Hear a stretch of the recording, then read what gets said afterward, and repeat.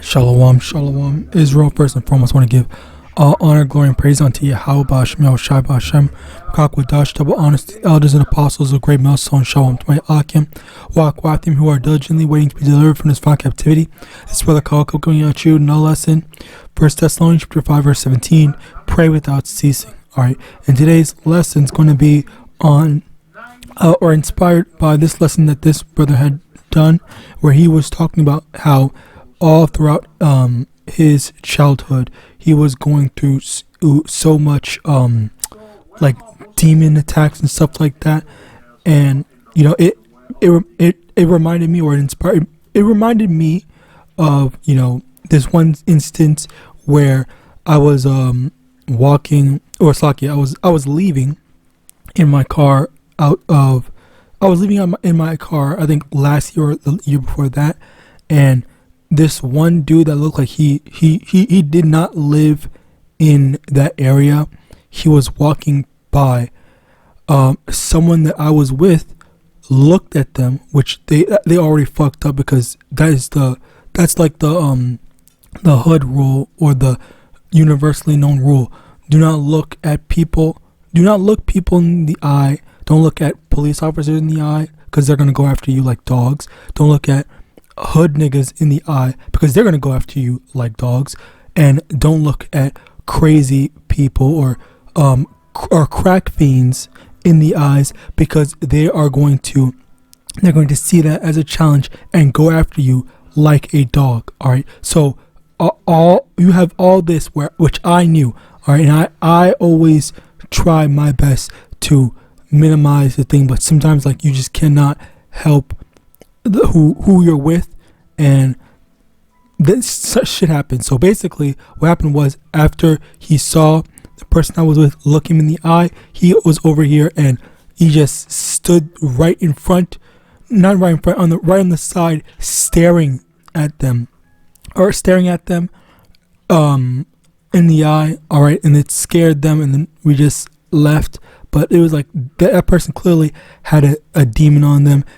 I don't know if they were on some sort of drugs or whatnot, but like that was one instance of that, which is funny, because he also said, which is why I made it. This is the primary reason why I did this lesson, because he said he had a similar experience where he was pulling out in his car, and you know, he almost hit someone that just popped up out of nowhere, which I kind of felt like that person popped up out of nowhere, because he should not have been there. It just felt weird. There was no reason to. It was like what's it called, what's the word, not a cul-de-sac, but like a neighborhood. Like, there was no stores or any reason for him to be there. All there was is just it's like you wouldn't, there are bus stops there, but you wouldn't go there unless you wouldn't stop there unless you lived there specifically. Okay, so again, like, it was very weird to have seen him there. All right, anyway, continuing on. So yeah, I honestly believe it might have been just possessed. All right, but anyway, continuing on. By the way, it was a so-called black man, or a Jake. Anyway, continuing on. Another thing that I remember during my childhood was, there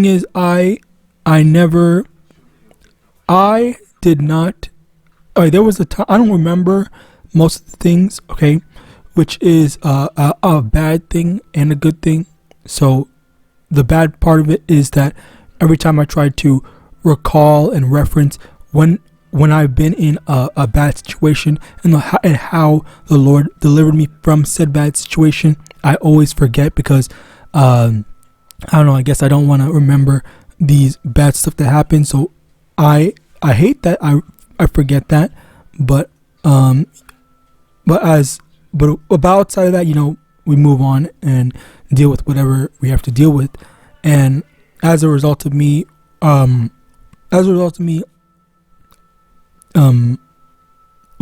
remembering that, I also remember that as a child, there was this period of time when I would not be praying. All right, and when when I was super young, I would have just terrible night terrors and stuff like that. Like there was like one like I still remember these. I think all of the night terrors, like if I were to recall them one by one, I'm pretty sure I remember them all. One that sticks out to me is what's it called? Vampires. Like there was vampires chasing us, and I was running away, fearing for my life and all that stuff. Like that, there was stuff like that happened, and then I don't remember like the catalyst or stuff like that, but I do remember that at a certain point, at a certain age, I don't remember which one, but I started praying at least every night, and I really never. It was very hard for me to get a night terror. All right, because as a child, I would always because of who I was living with. Okay, being older brother, older sister, whatever, parent, they would watch scary movies like The Ring, vampire stuff and whatnot. Oh, The Underworld, I remember that. And I would get nightmares from those. And that was before I was praying. And then after I was praying, I wouldn't, even when I would watch scary movies and stuff like that, I didn't have nightmares and stuff like that, or if they were nightmares, they wouldn't be as memorable or as terrible as they wouldn't be as memorable or terrible as the earlier times. So I attribute that to the fact that I was praying a lot more. All right, so yeah, like, and also he was saying that he during his youth, he wasn't very, I guess, religious or something like that, or he didn't have much of a belief. And that's the funny thing. There's such a wide variety of us that have different backgrounds, even though most of us do have a commonality of Christianity, but lots of us took it differently. All right, and I was one that. I was someone that prayed a lot, so I really want to get into these precepts, all right, because it is this is all connected, and as he even gone into it, like these are demons that that get on us or attack us and whatnot, all right, and some of us had it worse, and apparently he had it worse. Definitely go check his video out to hear about what he had to go through. Sirach 40 verse 9. Death and bloodshed, strife and sword, calamities, famine, tribulation, and the scourge, these things are created for the wicked, and for their sakes came the flood. Okay, so you see these. Oh wait, hold on. Let me get wrong one. Slakia. Wait.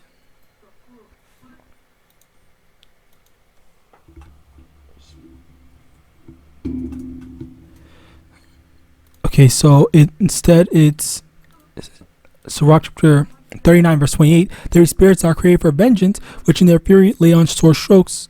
Oh well, Slaki, that's also not it. I forgot, what was the thing called? I'm drawing a blank on it.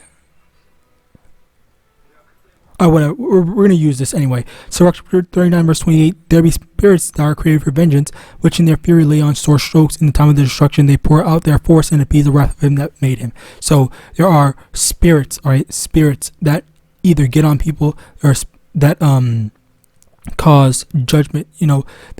Some examples, all right, is a rage demon. Or wrath spirit, whatever, if you want to call it, as well as, as we read in Sirach 40 and 9, okay, death, bloodshed, strife, sword. Like these are certain examples of a person putting out the judgment or putting the wrath of the Lord YAHAWAH on someone dying, someone's blood being shed. Okay, the sword, which the modern day sword is the gun, being used on someone. That's an example of a spirit being getting on someone to use said tools, quote unquote tools, on someone, and this is judgment from YAHAWASHI. All right. We also have other stuff like natural disasters like fire, hail, famine. Okay. What else? And I guess natural death, as well as even animals. Animals can also deliver judgment to someone. Judgment to someone as well. Okay. If you've ever heard of a bear killing people. Okay. You also heard of if you've ever heard, they're like, I think monkeys, or orangutans, whatever type of monkey, they are one of the worst animals to fight against, because they fight dirty, and they go for your sensitive areas, eyes, and your jewels. All right, if you're a man. So it's not a nice experience. So this is why, even animals, if should the Lord decide to judge you or put you next to that, like, you really have to think twice and try to stay on the good side of YAHAWASHI. All right, but also just in general, you as well, the Lord can put a demon on you. All right, let me actually get that. I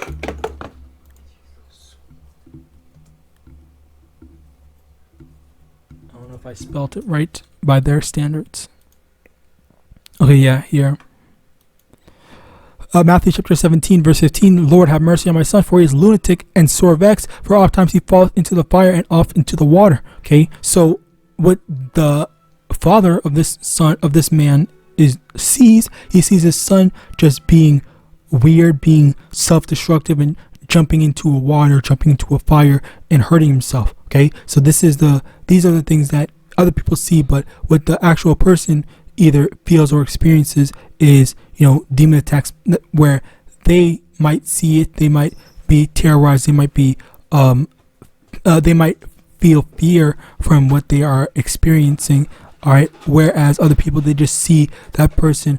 Why is this person acting weird? Why is this person doing this, that, and third, whatever? All right, and in reality, it's just there's a demon that the Lord sent to judge someone for their wickedness. All right, which is, again, the reason why I gave my examples, because I wholeheartedly believe, not because I understood it at the time. Okay, and it's not like I was immune to demons, but it's just a matter of the importance of prayer. Praying to YAHAWASHI is a very big thing, and I think people underestimate the importance of prayer very much. Speaking to myself first and foremost, because I didn't truthfully understand how important it was. All right, which is why I always attempt to do my best to remember to pray. All right, but for some people it is what's the word, stumbling block, stumbling block, because they forget. All right, or they remember the Lord, they don't pray, they don't, it's always just something else. Or people only pray when they need something. They don't just pray simply for the sake of staying on good standings with YAHAWASHI, because the thing is, once again, that YAHAWASHI is our Heavenly Father. So so you should be attempting to treat him as such, as a father, and as a father, as with your own father, if you have one. You're normally supposed to be able to have conversations, because that was another thing. A brother had told me that another brother told him that he likes to just have conversations with YAHAWASHI. Like, whenever he's out and about, he's like, man, look at that person being weird and doing something stupid. All right, like, this is ridiculous. Like, this is why you really need to, like, he says, basically has a conversation, because again, YAHAWASHI. Let me get that. Hold on.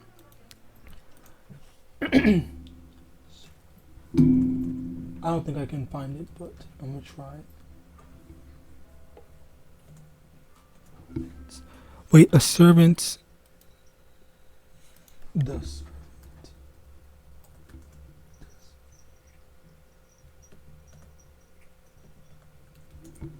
Okay. John chapter 15 verse 15. Henceforth I call you not servants, for the servant knoweth not what his Lord doeth, but I have called you friends, for all things that I have heard of my Father I have made known to you. So we are not, well, technically, yes, we are technically servants to Yahawah, Yahawashi, but at the same time, we are not considered servants, all right? Because the thing is, if you've ever seen any of these like movies and stuff like that, where Esau is, the master, and he's telling his subordinates to do X, Y, and Z. The subordinates are like, "What? I don't get it. Why are you trying to do this? This doesn't make any sense." Blah blah blah. And they say, "Shut up and do it." All right. I think I forgot the movie's name. I think it's the Demolition Man, maybe. But there was one instance where, just in general, people the subordinate of the Edomite dude is saying, "I don't understand, just kill the dude, he's annoying, he's too much trouble, he's too much trouble than what he's worth, just kill him." And then he literally got mad at him and just told him to do it, like it does not matter. All right. And then for us, on the contrary, we actually know, we understand what's going on.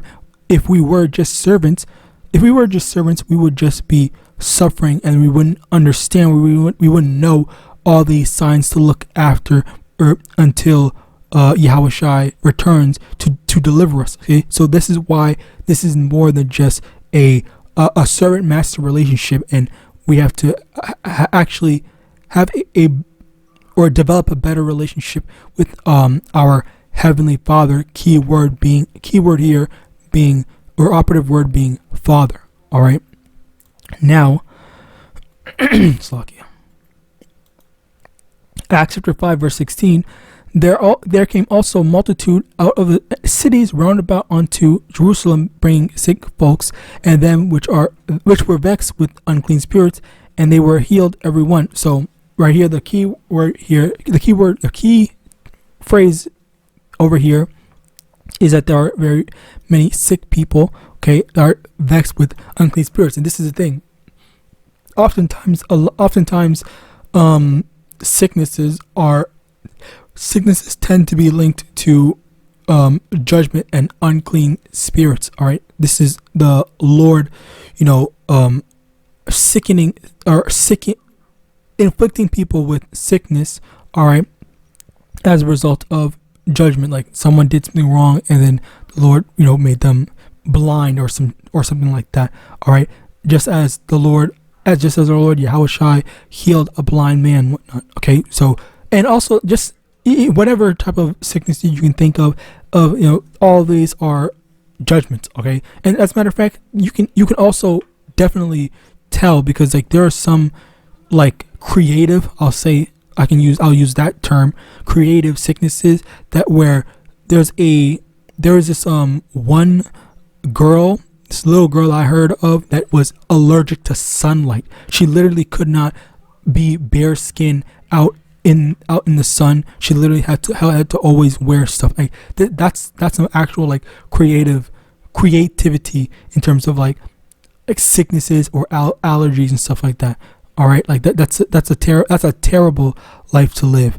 All right, and then if you also think about well, whatever, I'm not going to go into all these, but you basically get the picture. Okay, anything you can think of, like these are some heavy judgments.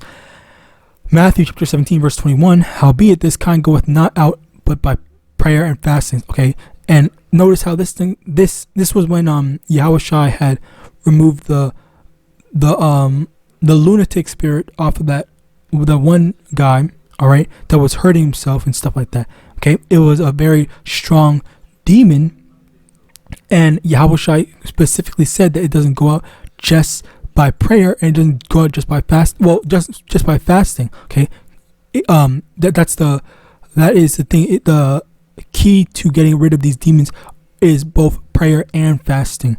All right, so prayer is a very important thing, and we need to remember to do it. All right, I recommend at the bare minimum, morning and night, at the very least, because I understand that lots of us have don't have free time, okay, especially in this economy. So if you don't have free time, just before you go to sleep, before you wake up, okay, some of us, like me, but I also pray, or I learned from another brother taught me this, but they said, pray when you get home, thank the Lord for allowing you to make it home safely. Pray before you leave, asking for protection while you are out and about. All right. There's a quick prayer. There's a quick prayer that you should do, before you eat. All right. There's just lots of different types of prayer, and the thing is that the reason why we have so many different prayers is because we should be honestly remembering YAHAWAH in everything that we do. Okay, it's because of YAHAWAH that you are able to eat. It's because of YAHAWAH that you are protected. You have clothes on your back. You're protected.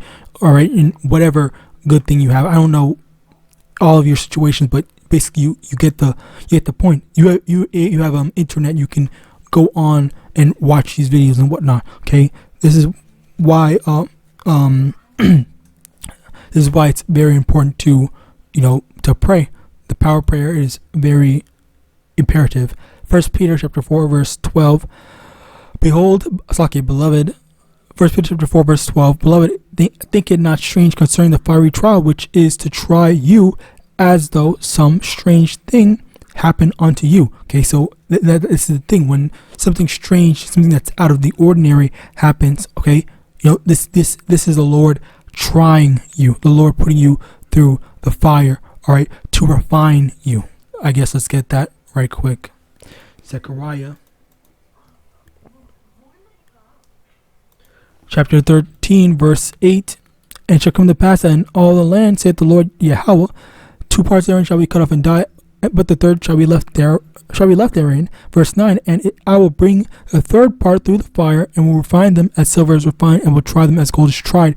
They shall call on my name, and I will hear them. I will say, it is my people, and they shall say, the Lord is my power. So the Lord is trying us through the fire, through these hardships, all right? And as a result of us being tried, we are being refined, and basically refining is removing all the impurities for us, and then gold is tested to see, okay, is this a real thing? Okay, so you see the definition of refine. Anyway, continuing on, Exodus chapter 14 verse 14. The Lord shall fight for you, and ye shall hold your peace. All right, so this basically that's basically it. Like, you should be constantly asking the Lord to fight your battles. Obviously, you're not going to always fight. The Lord's not always may not always be fighting your battles, as the Lord will put you through some trials and tribulations. But ultimately, there will be some times when the Lord will just take over and handle the situation for you. All right, like say for example, you get arrested unrightfully. All right, if you just follow what the Lord said, okay, then the Lord's just gonna put the spirit on those devils to just let you go. Okay, and this is the thing, that it is nothing for the Lord to do these types of to do these types of things. You just need to have faith and to trust, because that was another thing with I believe it was Abraham. Abraham only had one son, Isaac, and he was about to kill him because that's what the Lord wanted. And before that happened, okay, the perfect example. This is a perfect example. I mean, before that happened, the Lord stopped him. But the thing was that, Abraham, he just thought, okay, well, the Lord's either going to stop me, the Lord's going to revive Isaac, the Lord's going to do, he's going to do something. Like, he didn't care what the Lord was going to do, but he knew that the Lord was going to do something in order to, correct the situation, because he knew that the Lord knew that Isaac was very important to him, and he knew that there was a good reason or something that was going to happen that was going to make up or going to rectify the situation. All right, and that's where we also need to have that kind of faith as well. So with that, I pray this lesson was edifying. I want to give all honor, glory, and praise unto Yahawadah, Ba'ashem, YAHAWASHI, Ba'ashem, the elders and apostles of the great millstone, Abad, Babal, and Shalom.